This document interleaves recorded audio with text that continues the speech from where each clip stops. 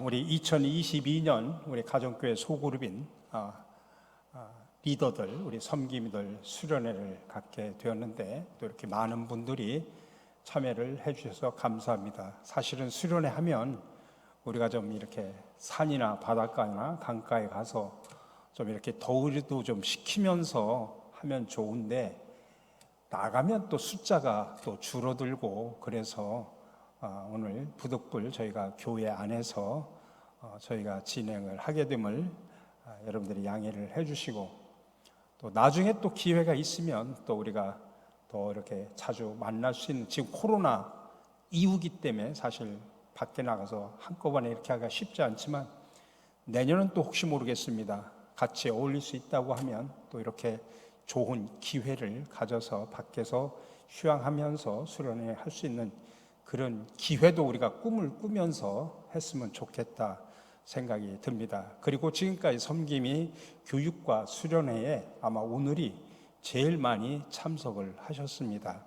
그래서 특별히 오늘 보니까 3지구, 7지구가 100% 참석했고 2지구 같은 경우 한 분이 사실은 좀 이렇게 상반기까지만 하시겠다고 하셨던 분이 계셨었어요. 그래서 이렇게 100% 이렇게 참여하신 분들은 제가 미력 하나마 이렇게 친교비로 할 수 있도록 제가 뒤에서 뒷받침을 크게가 아니라 작게 제가 드리도록 하겠습니다. 오늘은 고맙습니다. 오늘은 사실은 제가 설교하고 뭐 이렇게 성경 말씀 나누는 그런 개념보다는 우리가 섬김이들이기 때문에 제가 특강 형식으로 제가 말씀을 짧게 드리려고 합니다. 그래서 오늘 주제가 멋진 릴레이셔너리가 되자라는 그런 주제로 말씀을 드리려고 합니다. 교회 공동체가 아름답게 이렇게 조화롭게 이렇게 교회 공동체가 움직이려면 두 기둥이 중요합니다. 하나는 리더십이 있어야 되고 또 하나는 팔로우십이 있어야 됩니다. 리더는 어떤 사람이 리더가 돼야 되냐면 항상 비저너리가 돼야 됩니다. 리더는 비전이 없으면 리더가 될 수 없습니다. 그렇다고 해서 자기의 생각과 자기의 꿈을 펼치는 비전이 아니라 하나님의 말씀을 묵상하고 기도하면서 하나님의 세미한 음성을 들어가면서 이 공동체를 어떻게 하면 하나님이 기뻐하시는 공동체로 만들어갈 수 있을까? 그런 속에서 비전을 가져야 됩니다. 리더의 개인적인 어떤 욕망, 야망이 아니라 말씀을 통해서 하나님이 주시는 그런 비전이 뭘까? 또 우리 교회 공동체가 어떻게 하면 하나님의 기쁨이 되고 하나님의 마음에 합한 그런 공동체를 만들어 갈 수 있는가라고 하는 그런 마인드를 가지고 비전을 제시를 해야 됩니다. 그게 리더의 중요한 사명입니다. 그래서 리더는 무엇보다도 비저너리가 되어야 됩니다. 자, 그 다음에 리더는 그렇지만 따르는 팔로워는, 다시 말하면 함께 동역하는 팔로워는 뭐가 필요하냐? 릴레이셔너리가 되어야 된다는 이야기입니다. 리더는 비저너리가 되어야 되지만 팔로워는 릴레이셔너리가 되어야 된다. 근데 릴레이셔너리라는 말을 다른 말로 우리가 쉽게 표현하면 함께 공감하고 함께 소통하고 공동체 안에서 함께 아름다운 관계를 만들어가면서 공동체를 기쁘고 즐겁고 행복하게 만들어가는 팔로우십, 이것이 바로 릴레이셔널이라 그렇게 말을 할 수 있습니다. 그러니까 릴레이셔널의 가장 중요한 것은 뭐냐면 공감할 수 있어야 되고 소통할 수 있어야 되고 관계를 잘 맺을 수 있어야 되는 겁니다. 이 두 가지가 조화를 이루면 아름다운 교회 공동체를 만들어갈 수가 있습니다. 그래서 오늘은 특별히 리더보다는 팔로우십에 초점을 맞춰서 우리가 팔로우로서 가정교회 섬김이로서 우리가 어떻게 멋있게 릴레이셔너리의 역할을 할 수 있는가, 그래서 멋진 릴레이셔너리가 되는 법을 함께 나누려고 합니다. 첫 번째로는 관계가 중요한데 관계 중에 첫 번째가 하나님과의 수직적인 관계입니다. 하나님과의 수직적인 관계를 잘 맺기 위해서는 저는 여러분들에게 늘 강조하지만 태바 신앙을 가지라고 말씀을 드립니다. 태바 신앙. 제가 누누이 여러 번 말씀을 드렸을 겁니다. 성경의 태바라는 히브리어는 딱 두 군데에서 사용을 합니다. 하나는 모세를 나일강에 띄었던 갈대 상자를 태바라고 표현합니다. 또 하나는 노아 홍수 사건 때 노아의 방주를 태바라고 히브리어로 표현합니다. 성서에는 태바라는 단어가 딱 두 군데만 사용합니다. 근데 이 태바의 특징이 뭐냐면 그 안에, 갈대 상자 안에, 방주 안에 운전대가 없다는 겁니다. 그래서 그 안에 있는 사람들이 자기가 핸들링을 할 수가 없어요. 그래서 밖에다가 맡겨야 됩니다. 내 안에서 어떤 내비게이션도 없고 핸들도 없고 어떻게 할 수 있는 방법이 없습니다. 딱 방법은 하나, 맡기는 겁니다. 맡기는 거. 누구한테 맡기느냐? 하나님 앞에 맡기는 겁니다. 바로 모세의 어머니는 태바, 갈대 상자를 맞춰서 갈대 상자에다가 어린 모세를 집어넣고 하나님 앞에 맡기면서 그냥 나일강에다 띄웠습니다. 노아 홍수 사건 속에서도 하나님이 어떻게 할지 모르지만 순종하면서 방주를 만들고 그리고 그냥 방주에 타서 그냥 하나님 앞에 맡긴 겁니다. 그래서 태바 신앙이라고 하는 것은 다른 게 아니라 하나님께 맡기는 신앙입니다. 하나님, 내 인생을 핸들링하여 주시옵소서. 내 가정을 핸들링하여 주시옵소서. 우리 교회를 핸들링하여 주시옵소서. 내가 아니라, 내가 주체가 아니고 내가 주인이 아니라 하나님 앞에 맡기는 신앙. 이게 바로 하나님과 관계 속에서 제일 중요한 것이 바로 이 태바 신앙입니다. 여러분, 가정교회 섬김이로서 일을 할 때 얼마나 힘든 일들이 많습니까? 참 모이라고 하면 모여지지도 않고 전화해도 연락도 안 받고 그럴 때마다 속이 상할 때가 얼마나 많이 있습니까? 그게 사람의 힘으로 안 되죠. 그러니까 기도하면서 하나님 앞에 맡기는 겁니다. 그러니 우리 기도가 그래서 더 필요한 겁니다. 하나님 앞에 맡기고자 하면 내가 하나님을 의지하고 하나님께 부르짖어 기도할 수밖에 없는 겁니다. 그래서 하나님과의 관계는 태바 신앙을 가져야 된다. 그 다음에 두 번째로는 목회자와 성도로서의 관계도 중요합니다. 저는 목회자와 성도의 관계는 딱 두 가지만 있으면 됩니다. 다른 거 필요 없습니다. 존경과 사랑의 관계면 됩니다. 제가 여러분들을 존경하고 여러분들을 그리스도 안에서 사랑하고 여러분들도 저를 존경하고 그리스도 안에서 사랑하는 것. 이 목회자와 성도의 관계는 존경과 사랑입니다. 존경과 사랑하면 정말 그 관계는 아름다운 관계를 유지할 수가 있습니다. 또 세 번째는 성도와 성도 간의 관계입니다. 근데 성도와 성도 간의 관계에 중요한 것은 몇 가지가 있는데 첫 번째로는 그러기 위해서는 바울형의 사역을 하셔야 됩니다. 사역에는 두 종류의 사역 형태가 있습니다. 하나는 바울형의 사역이 있고 하나는 사울형의 사역이 있습니다. 사울형의 사역은 뭐냐면 사울이 예수를 다메섹에서 만나기 전에 사울은 어떤 사람이었습니까? 유대인으로서 기독교인을 박해하던 사람입니다. 그러니까 사울만 떴다 하면 그러면 기독교인들은 박해를 받고 잡아다가 감옥에 넣고 죽이기도 하고 그때 당시에 대표적인 순교자가 스데반이었지 않습니까? 다시 말하면 사울형의 사역이라고 하는 것은 뭐냐면 나는 열심히 일을 해요. 바울이 그랬지 않습니까? 유대인으로서 유대교에 충실하면서 열심히 일을 했어요. 근데 내가 열심히 일을 하면 할수록 누가 힘들어요? 기독교인들이 힘들단 말이에요. 그러니까 사울형은 예수를 만나기 전에 또 성령을 충만하기 전에 사울형 형태의 사역이라는 말은 무슨 말이냐면 나는 열심히 일을 하는데 주변 사람들이 힘들어해. 그런 사람들이 꼭 있잖아요.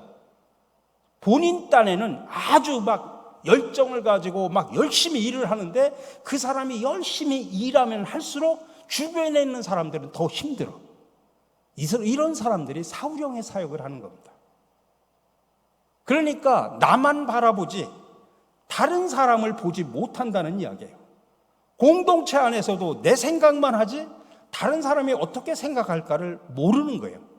근데 참 특이한 것은 사울형의 사역을 하는 사람들은 또 남들이 어떻게 생각하는 것을 전혀 몰라요. 나만 열심히 하면 된다라고 생각을 해요. 그렇게 되면 성도들 간에 같이 동역을 하면서 너무나 힘들고 상처받고 어려움을 당합니다. 근데 바울형의 사역이 뭡니까? 예수를 만난 이후에, 성령으로 충만한 이후에 그의 사역은 그의 신앙의 고백처럼, 그전에는 그런 고백 한 적이 없어요. 근데 그 후로는 뭐라고 이야기하냐면 나는 날마다 죽노라. 날마다 죽노라라고 사역을 합니다. 그러니까 자기가 죽으면서 사역을 하니까 모든 사람들이 다 기쁜 겁니다. 나는 날마다 죽노라. 이게 바로 바울형의 사역입니다. 그러니까 우리 스스로 한번 돌아봅시다. 내가 교회 공동체 안에서 열심히 사역을 하는데 사울형의 사역을 하고 있는지, 바울형의 사역을 하고 있는지 나 자신을 돌아볼 필요가 있습니다.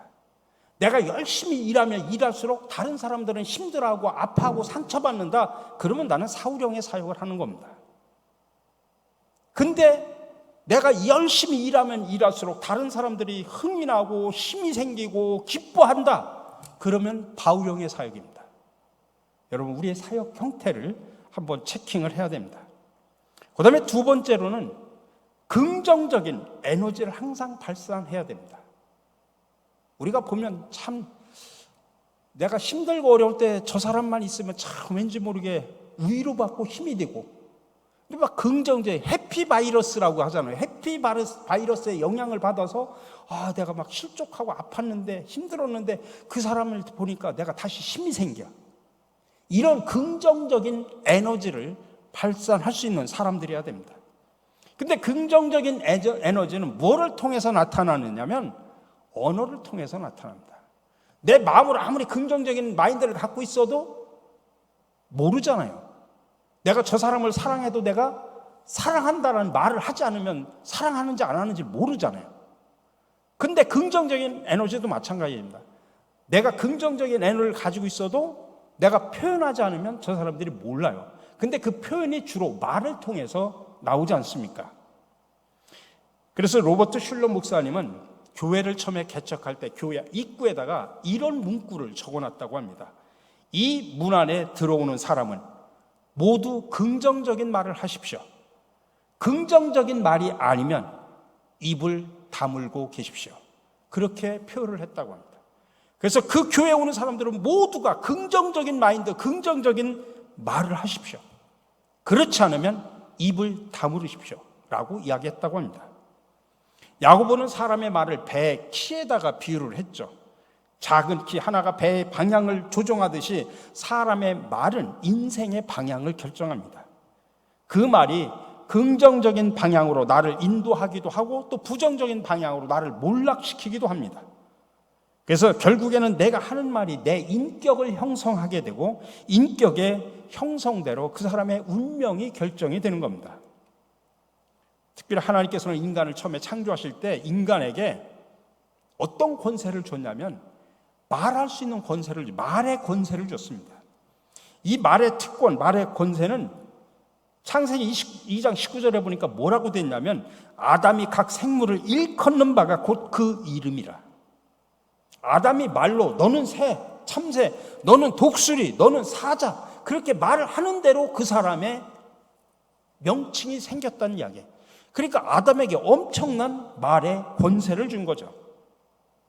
여러분, 민수기 14장 28절에는 하나님께서 광야에 나와 있는 이스라엘 백성을 향해 더 무서운 말을 하셨습니다. 그들에게 이르기를 여호와의 말씀에 내 삶을 두고 맹세하노라. 너희 말이 내 귀에 들린 대로 내가 너희에게 행하리라. 여러분, 성경 어디를 봐도 이런 말이 없어요. 하나님께서 내 삶을 두고 맹세하겠다. 아니, 하나님이 하나님 자신을 두고 맹세를 한대요. 근데 그 맹세 내용이 뭐냐면 너희 말이 내 귀에 들린 대로 내가 그대로 행해 주겠다. 여러분, 엄청난 폭발적인 얘기예요. 그러니까 여러분들 살아가면서 어떤 말을 하든지 하나님은 그 말대로 하나님께서 이루어 주시겠다는 이야기입니다.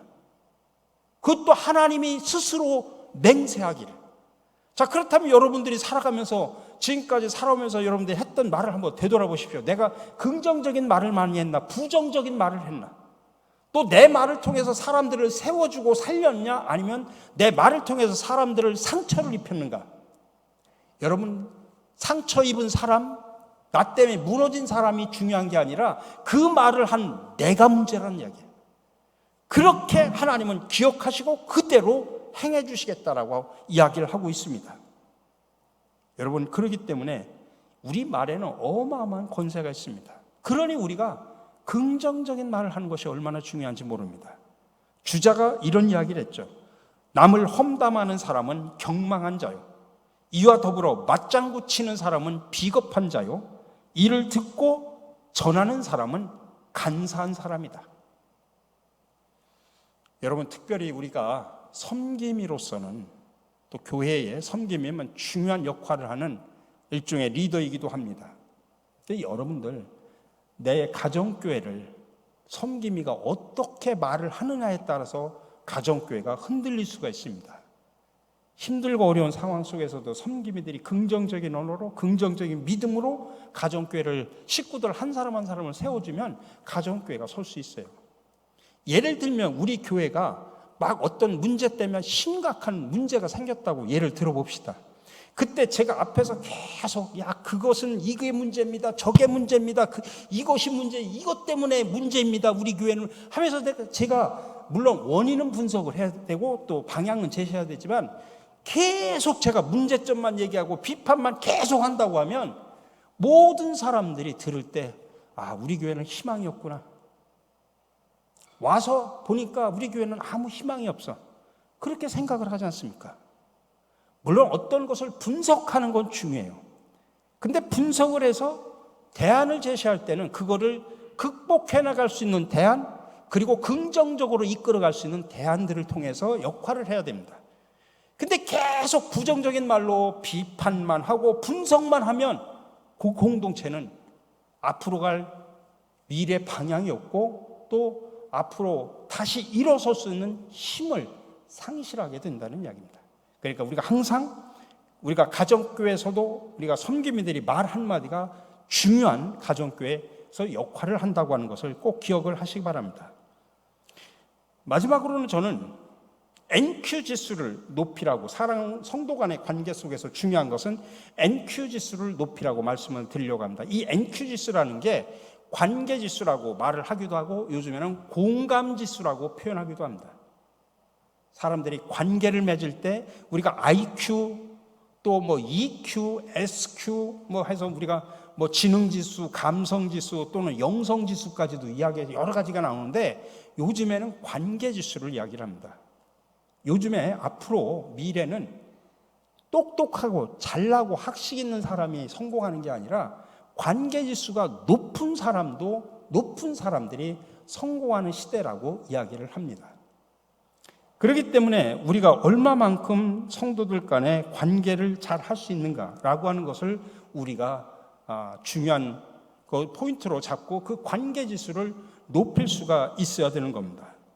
그래서 관계 지수를 높일 수 있는 훈련 방법이 몇 가지가 있습니다. 첫 번째로 언더스탠드라고 하는 겁니다. 이해하자. 이해하지 못하면 외워라. 언더스탠드라는 말이 영어가 아래, 그 사람의 아래에서 서 있는다, 그런 뜻이에요. 이해한다는 말이 그럼 그 사람을 우리가 살다 보면 사람마다 다 상황이 달라요. 그것 때문에 또 화나기도 하고 그것 때문에 상처받기도 하고, 근데 되돌아보면 우리가 역지사지로 생각을 해보면 왜 저 사람은 저렇게 했을까? 생각을 해보면 저 사람도 아마 이럴 수 있었을 거야, 그러니 저렇게 말을 하지 하면서 우리가 이해를 하려고 노력을 해보는 겁니다.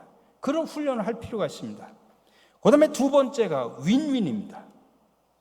나 혼자만 이기는 게 아니라 같이 윈윈할 수 있는, 같이 승리할 수 있는 그런 기회를 우리는 자주 만들어야 됩니다. 교회 안에서도 무슨 일을 하든지 또 어떤 공동체 안에서 어떤 사역을 하든지 나도 좋지만 저 사람도 좋고, 나도 잘 되지만 저 사람도 잘 되고, 같이 잘 되는 쪽에 포인트를 맞춰서 윈윈 전략을 써야 되는 겁니다. 이게 성도 간에 또 공동체 안에서 승리할 수 있는 비결입니다. 세 번째가 리슨입니다. 잘 듣는 겁니다. 잘 듣는 것이 중요합니다.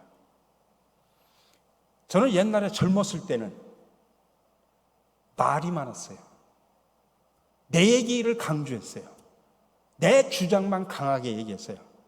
근데 이게 시대가 조금씩 한 살, 두 살 먹어가면서 하루 가니까 그것이 어떻게 바뀌냐면, 들어주자, 듣자 하면서 듣는 훈련을 조금씩 빈도가 많아지기 시작을 합니다. 그러면서 이해하려고 노력을 하고, 저래서 그랬구나 하면서 듣는 겁니다.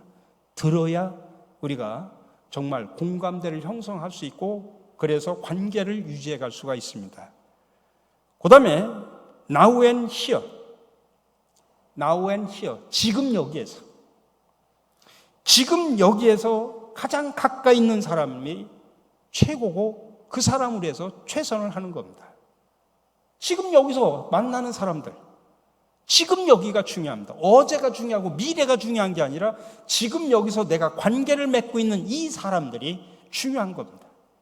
그래서 지금 여기에서 만나는 사람들을 놓치지 말라는 이야기죠.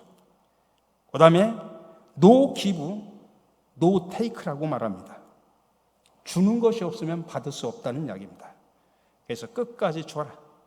주는 것도 기술이다 라고 하는 이야기입니다. 그래서 우리 섬김이 하다 보면 참 퍼줘야 될 때가 많잖아요. 우리 섬김이들을 생각해서 밥도 한번 사줘야 되고 커피 한 잔 사줘야 되고 참 쉬운 일이 아니에요. 그런 헌신과 또 그런 섬김을 가질 때가 있죠. 그런 노고를 제가 모르는 건 아니죠. 특별히 이 관계지수가 높은 사람들은 세 가지 공통점이 있다고 합니다. 한번 여러분 생각해 보십시오. 첫 번째로 넉넉하게 베푸는 사람들입니다. 그래서 이것저것 따지지 말고 밥값 먼저 낼 줄 아는 사람이 되자. 좋은 정보가 있으면 숨겨두지 말고 좀 보여달라는 부탁이 나오기 전에 먼저 나눠주는 게 좋다. 베푸는 겁니다. 베푸는 거. 저는 많은 정보들을 가지고 있어요. 근데 제가 하는 밴드에 여러분 가정교회 섬김 밴드만이 아니라 우리 시찰 목사님들 밴드가 있어요. 우리 시찰에 있는 목사님들한테 제가 엄청난 양의 목회 정보를 줍니다. 설교 예화도 나눠줍니다. 저는 그 정보를 많이 얻습니다. 근데 제가 나눠줘요. 그리고 어떤 때는 제가 목회의 예화를 위한 그 사이트가 있어요. 근데 그 사이트는 그냥 사이트가 아니라 돈을 1년에 한 15만 원을 줘야 돼요. 그러면 요즘에 나오는 맨날 식상한 예화가 아니라 많은 예화들이 있어요.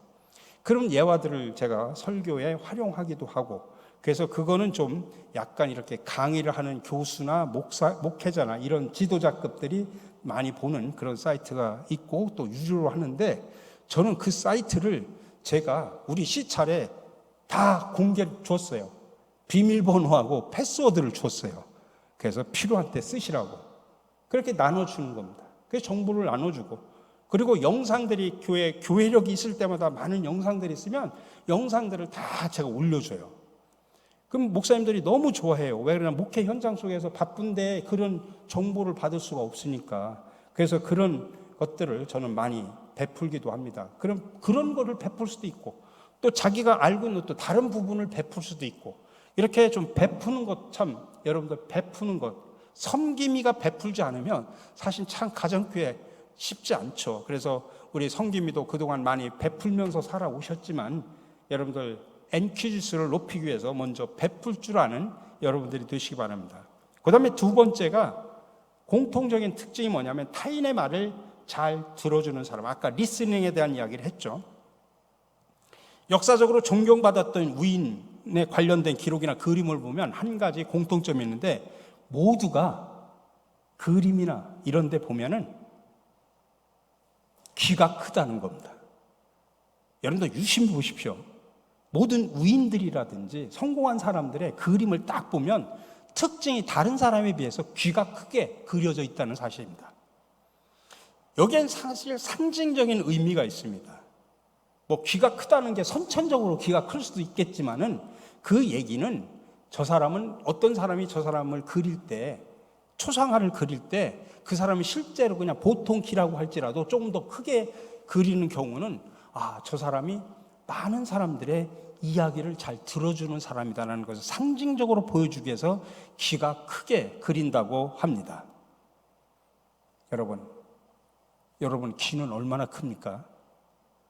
저도 귀는 작은데 좀 키워보려고 노력을 하고는 있습니다만 아직은 더 키워야 될 것 같습니다. 마지막으로 세 가지 공통점 중에 하나는 연락 잘하는 사람이라고 합니다. 사람들이 먼저 연락 오기를 기다리지 말고 전화나 이메일이나 편지나 휴대전화 같은 요즘 SNS 많이 사용하지 않습니까? 먼저 하는 것을 연락을 먼저 잘하는 사람이 중요합니다. 저는 가끔 이렇게 우리 교회 밴드나 또 우리 교인들한테 카톡을 통해서 제가 이렇게 좋은 글이나 이런 걸 보내면 참 재미난 현상이 있어요. 꼭 답신을 하시는 분들이 있어요. 길게 안 쓰더라도 뭐 아멘 뭐 하면서 그렇게도 하고 목사님도 오늘 하루 즐겁게 보내세요 이렇게 하면서 답신을 보내주시는 분들이 있어요. 근데 그렇지 않은 분들도 더 많이 있지만 제가 가만히 생각을 해보니까 속으로는 그랬어요. 뭐 이렇게 열심히 보내는데 뭐 그거 고맙다는 말 한마디 그거 못할까. 근데 가만히 생각을 해보니까 우리 시대가 그랬더라고요.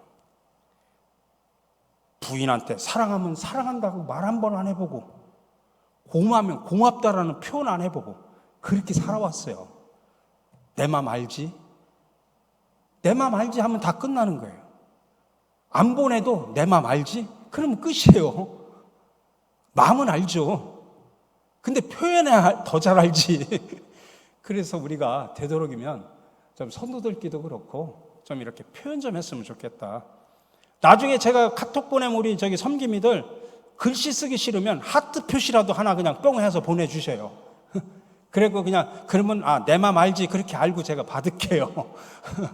이렇게 서로 이렇게 그 얘기는 뭐냐면 남들이 연락하기 전에 일단 내가 자주 연락을 하자.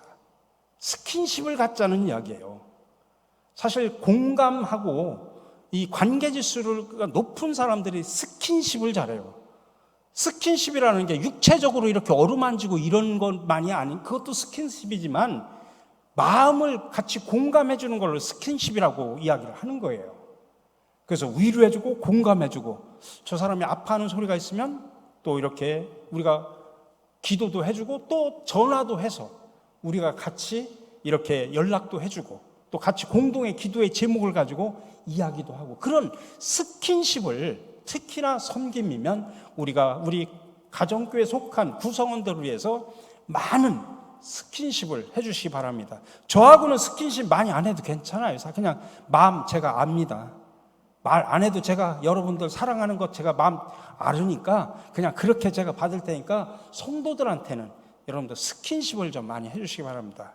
요즘 많이 활용을 하시니까 그런 걸 하고 뭐 SNS를 통해서도 스킨십 하시고 또 전화를 또 자주 보내서 스킨십도 하시고 그렇게 그래서 저는 리더로서 열심히 우리 교회에 하나님이 주시는 말씀을 묵상하면서 어떻게 하면 좀 더 하나님이 기뻐하는 아름다운 공동체를 만들어갈까 위해서 기도하고 노력하고 하나님의 세미한 음성을 들어가면서 제가 비전을 계속 만들어가기 위해서 저는 열심히 기도하고 노력하겠습니다. 여러분은 함께 동역하는 자로서 또 팔로우로서 여러분도 아름다운 릴레이셔너리가 돼서 정말 우리 가정교회가 어제보다도 오늘이 더 나은 또 어제보다도 오늘이 더 행복한 어제보다도 오늘이 더 소통하고 공감하고 위로하는 그런 공동체로 만들어갔으면 좋겠습니다. 그래서 이후에 우리 신갈 장로회가 섬김의 수련회를 한 이후에 왜 이렇게 달라졌지? 모두가 놀라고 모두가 기적을 경험하면서 새롭게 어려운 환경을 지금까지 지내왔지만 2, 3년 코로나 때문에 우리가 다 지치고 다 무너지고 다 힘든 속에 살아왔지만 우리가 이번 기회를 통해서 다시 한번 치유하고 다시 한번 회복하고 다시 한번 일어서서 하나님이 원하시는 아름다운 신갈 장로교회 공동체를 만들어가는 저와 여러분들이 되시기를 주님의 이름으로 간절히 축원합니다. 이 시간 제가 같이 한번 우리 공동의 기도를 가지고 한 기도를 좀 하고 여러분들 각자 지구별로 모임을 갖도록 하겠습니다. 4가지만 가지고 우리 같이 한번 기도하기를 원하는데, 첫 번째는 우리 교회의 새로운 부흥을 위해서. 부흥이라는 게 양적인 수의 성장도 부흥이지만은 우리가 실질적으로 우리의 심령이 바뀌고 변화되고 또 우리가 새롭게 우리의 자세들이 바뀌는 것도 부흥입니다. 그래서 우리 교회가 진정으로 양적으로나 질적으로 부흥하고 성장하는 교회가 되게 하여 주시옵소서. 그래서 하나님 나라를 이 땅에 실현시켜 가는데 귀하게 쓰임받는 도구가 되게 하여 주시옵소서. 이 기도를 하겠습니다. 두 번째로 우리 가정교회가 그동안 너무나 힘들고 어려웠고 모이기가 어려웠지만 이번 기회를 통해서 가정교회가 다시 한번 회복되고 가정교회가 활성화되게 하여 주시옵소서. 그리고 본인들 자신을 위해서 기도합시다. 우리 섬김이들 사실 내 힘으로 못해요. 그래서 우리는 기도할 수밖에 없어요. 그래서 성령께서 주시는 지혜와 능력을 받아야만 이 사명 감당할 수 있습니다. 어떤 때는 힘들고 나도 지치고 내려놓고 싶은데 그거는 내 힘으로 하려고 하니까 힘든 거예요. 그래서 기도하면서 성령이 주시는 능력과 지혜를 받아서 이 사명 감당하면 십자가라고 생각하시고 그 십자가 무겁지만은 달개지고 달려갈 수 있습니다. 그래서 우리 섬김이들 각자의 성령 충만을 위해서 기도해 주시기 바랍니다. 그리고 마지막으로 여러분들 가정교회 식구들 한 사람 한 사람 이름 불러가면서 한번 여러분들 기도할 수 있도록 하기를 원합니다. 이 기도 우리 함께 부르짖어 기도하고 위에 음악을 좀 준비를 해 주시기 바랍니다. 함께 부르짖어 기도하겠습니다. 참 좋으신 아버지 하나님 감사합니다. 오늘 이 시간 저희들 함께 기도합니다. 아버지 하나님